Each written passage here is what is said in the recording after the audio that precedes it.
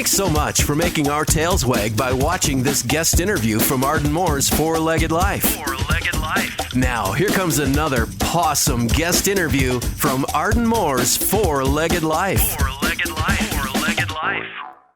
Welcome back to the Four-Legged Life Show. I'm your host, Arden Moore. Our next guest is here to alert us and to inspire us so we can help cats, specifically orphan kitties, community cats. Have you really ever wondered, can I foster a cat?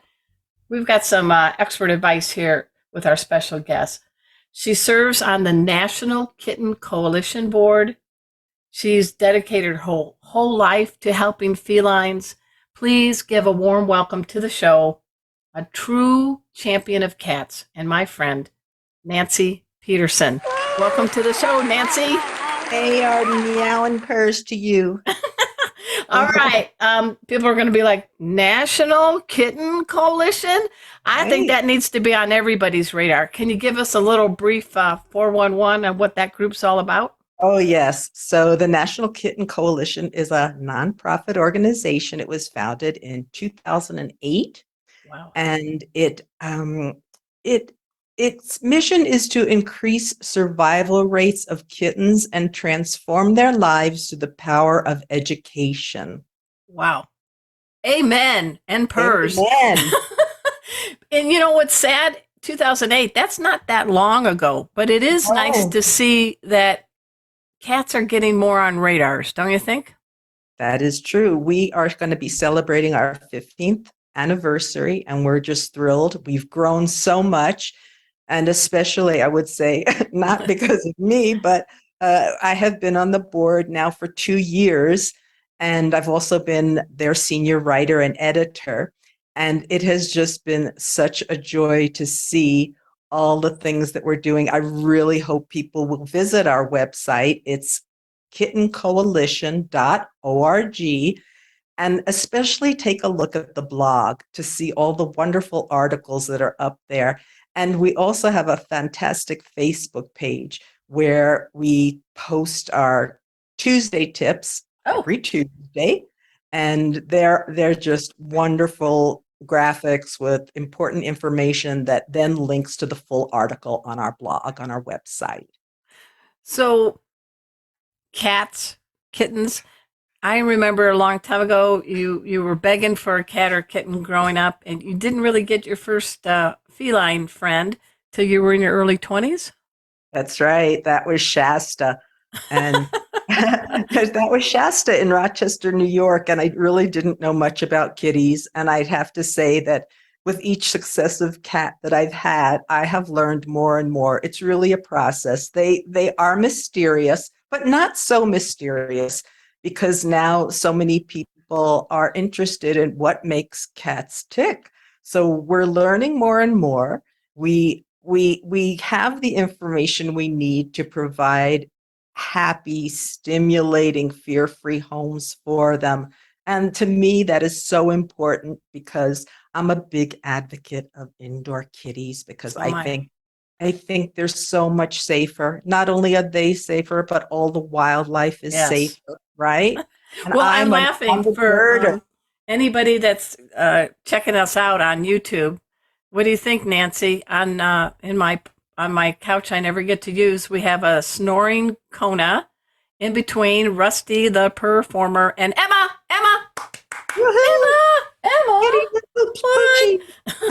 So the truth and my kitty Jenny would be here, but as I explained to you, she just had radioactive iodine treatment for hyperthyroidism. She's doing fine. It's quite common in older kitties, but I can't be exposed to her for more than a certain amount of time.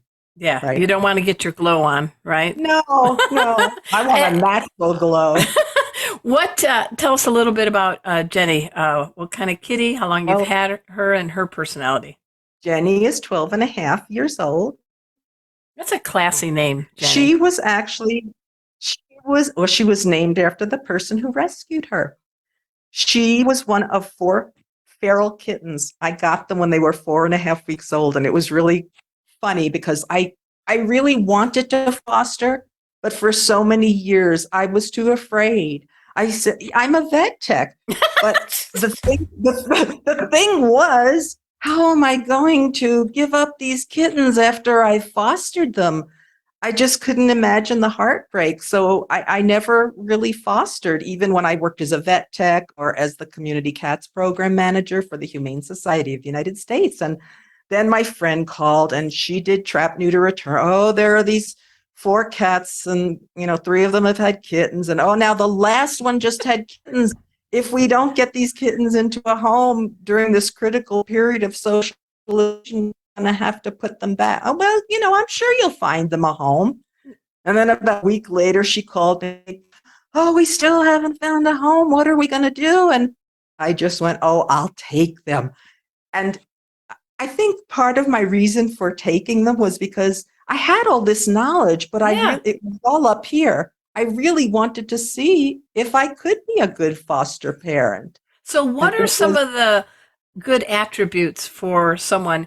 It's given of their time and their love, but they need a little knowledge. And fortunately, with groups like the National Kitten Coalition, and you're also part of the Neighborhood Cats group based in New York City, we do have resources now. But Absolutely. From your perspective, what are good attributes to be a good foster cat parent?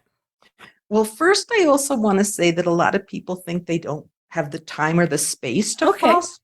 Yeah. But it doesn't really need a big space. Cats are vertical. and the kittens will feel probably safer, and they will be safer in a smaller space where there aren't places where they can hide and get injured. And as far as time, experts have said that 30 to 60 minutes a day is adequate.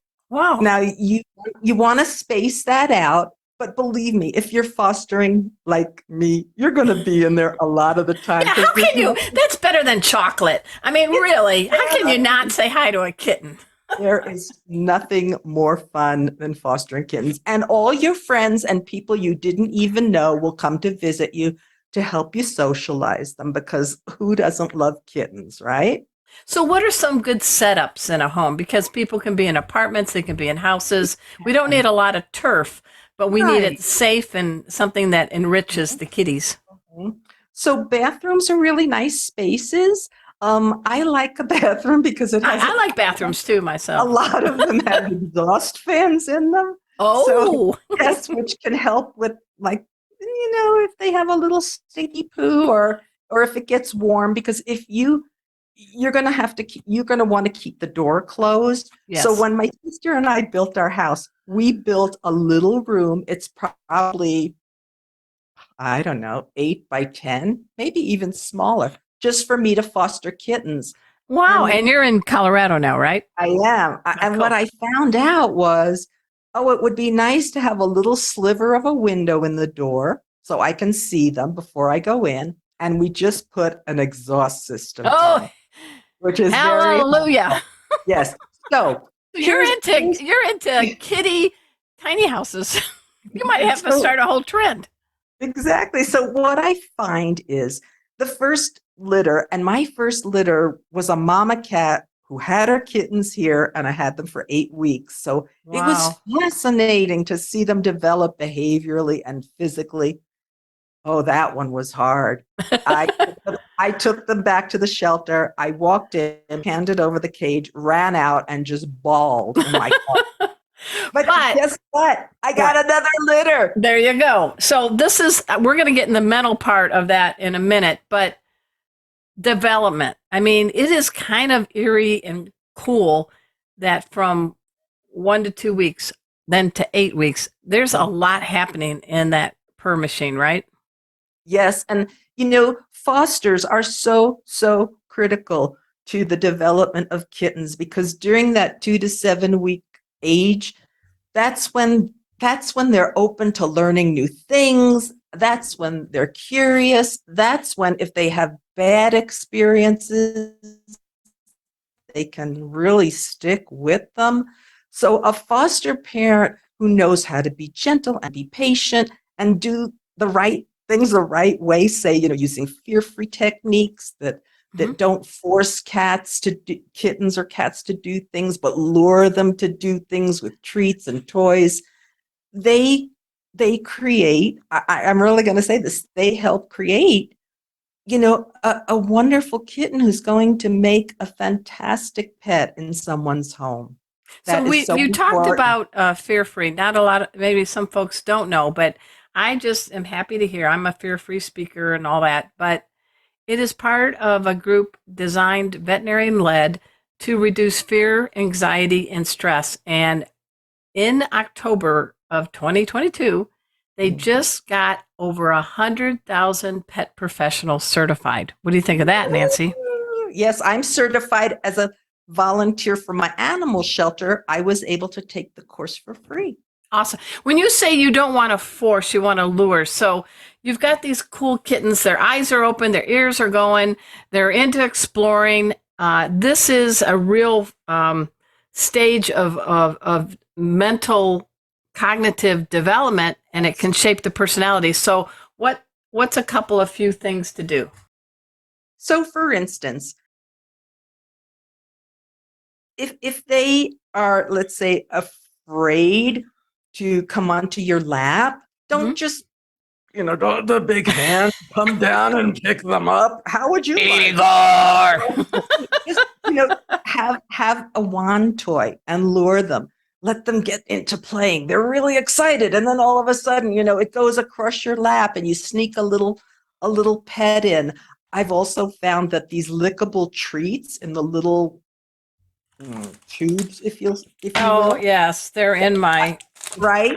Oh, the kittens just love that. At first, I was weighing kittens. Oh my gosh, it was such a hassle. It was stressful.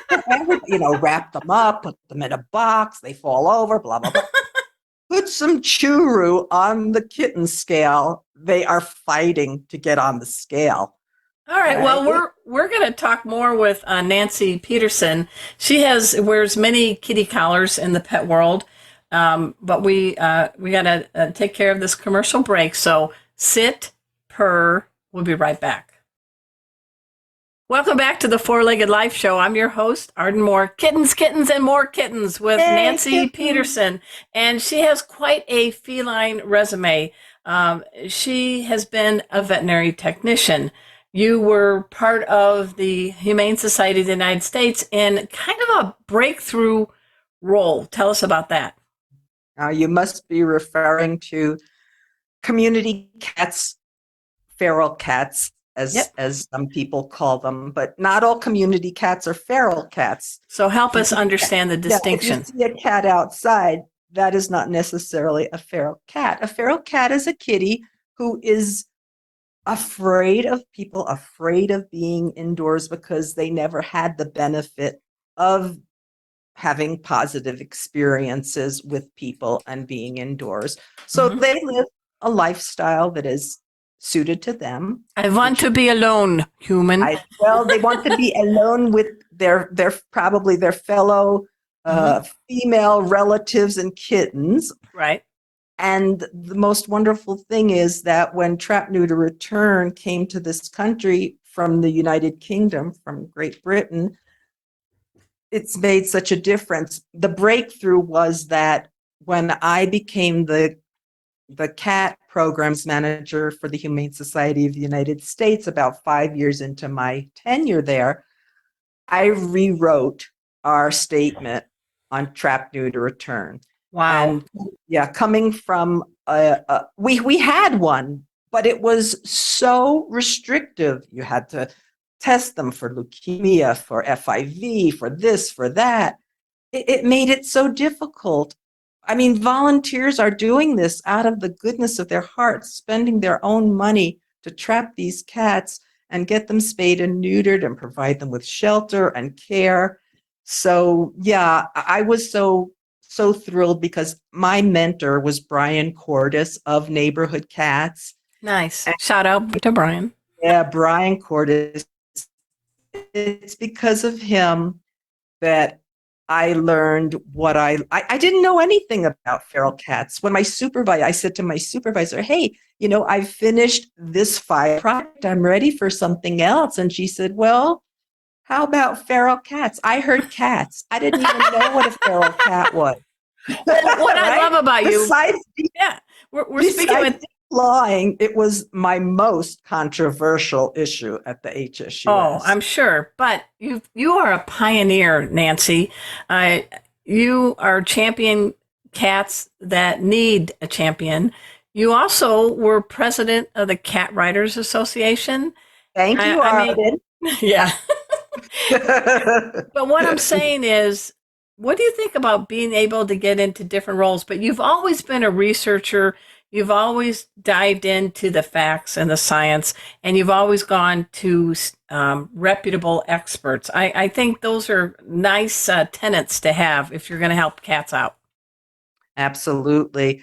I have a team of writers at the National Kitten Coalition, and while we don't write articles now that quote experts, we definitely do our research so that we can provide resources, say, for foster and pet parents, for animal shelters and other animal welfare groups, and for the veterinary community, so that they can see that our articles are backed by real knowledge. And of course, we ourselves are pretty knowledgeable. Right. Well, We, you've got shout out to the directors, Susan Spalding and Rosemarie Crawford. yes. And so you all are changing for the better the lives of cats. Is there some? I know they have events and they have webinars. Is there anything? Because this is going to air in November. Is there something coming up before the end of the year you want us to put a spotlight on from the National Kitten Coalition or the Neighborhood Cats from New York? Well, Neighborhood Cats does regular trapping trainings Oh, for okay. Community Cats podcast, Stacy LeBaron. Mm-hmm. So that's a really nice source of information. The National Kitten Coalition does its yearly veterinary conference, which we just had on October 2nd. That's for veterinary professionals. And in June, along with Community Cats podcast, we do the online kitten conference, which is really fun. And that's for the general public and anybody, I would say, who cares for or cares about kittens. It's a great place. But honestly, I'm not saying this because I'm on the board of the National Kitten Coalition, but there are some fantastic resources on our website. I love that. No, this is the platform. Including articles, free webinars, free Q&A sessions with the kitten mama, Susan Spalding, and safety. I think quarterly we do safety webinars. So we probably had one in the fall, and we might have one around the holidays because, there are a lot of dangers during the holidays. Well, you've never retired. I don't think so. I mean, it may say you retired on paper, but you're refired, wouldn't you think? Well, I call it rewired. Oh, So, yes, snap, rewired. rewired. I mean, every day I think we're vertical as a gift, but your mindset, you've been on this crusade, and I say that in awe because I think there's a lot of cats out there that need to thank Nancy Peterson. Oh, well, I hope so, because But they may not say it because not cats are because like I'm cool. patting myself on No. the back, but because that is my passion. Everybody, if they're lucky, has a passion. So And what does a cat do for you, and what can a cat do for someone? What is some secret Benny? I know because I have 4 of them at home. Cats. I could just look at cats. To me, they are beautiful creatures. They are mysterious. I like to wonder, what are they thinking? Oh, they purr. They knead on you. They kiss you. They are, and if they're kittens, they're really funny. A little cray cray. Oh my gosh, kittens are hysterical. Yeah. They can live in a small space if you give them, like you said, ardent, more vertical options, and they don't need to be taken for walks. When people tell me they think they're not affectionate, I say, you have not met that cat. Cats have as many personalities as people do. And That's the love right. of my life was Toby, a senior cat I adopted without knowing anything about him from a shelter I was visiting because of his personality. See? He was See? so cool. I call my cat Casey my BFF. He's my best Mhm, feline friend.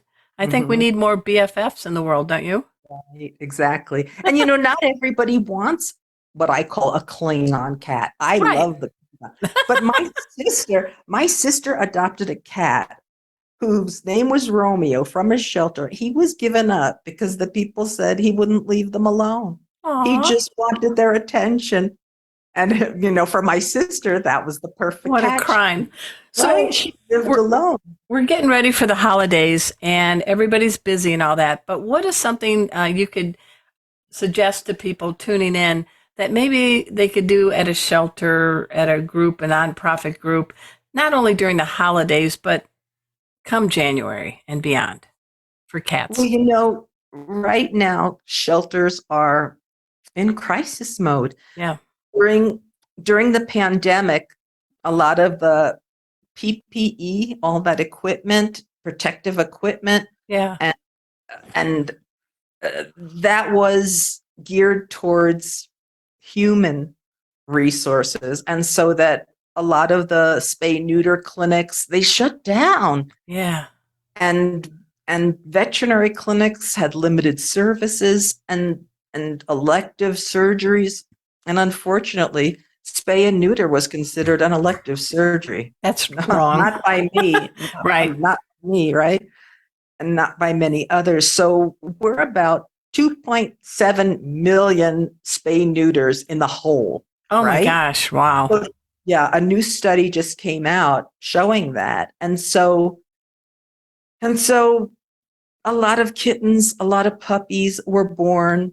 Yes, a lot of animals maybe were adopted during the pandemic, but there are there's a real surplus of animals, and for the first time in many years, shelters are having to euthanize healthy adoptable animals because they don't have the space for them. All right. So Well, we need to have people check out the kittencoalition.org and neighborhoodcats.org and see how they can in any way help. I'm so glad we've had Nancy Peterson on our show. I'm going to come back as a cat in your house. There you go. I just oh, that would be fun. You'd be a fun cat. You'd be an orange kitty, and I've never had an orange kitty yet. Oh, that's cool. Hey, Yeah. everybody. I hope today you've learned a lot about the good old senior muzzled dogs, and you've learned how you can maybe play a role in getting kittens off on the right paw. I want to thank our special guest today, Denise Flack of the Gray Muzzle Organization, and of course, Nancy Peterson of the National Kitten Coalition. I want to give a shout out to our wonderful sponsors, Tevra. They make a lot of great pet products. You can score actually a 20% discount. Just go to Tevra Pets, Tevra Pet.com and enter the special code Arden20. That's Arden20. And there's a lot of details on my site, fourleggedlife.com. It's real easy. Please do me a solid. Subscribe to the YouTube channel. We would love it. It's Arden Moore. Lots of great videos on that site. I want to thank all the stations for airing our show from coast to coast. And until next time, this is Arden Moore saying to all you 2, 3, and 4-leggers out there, pause up.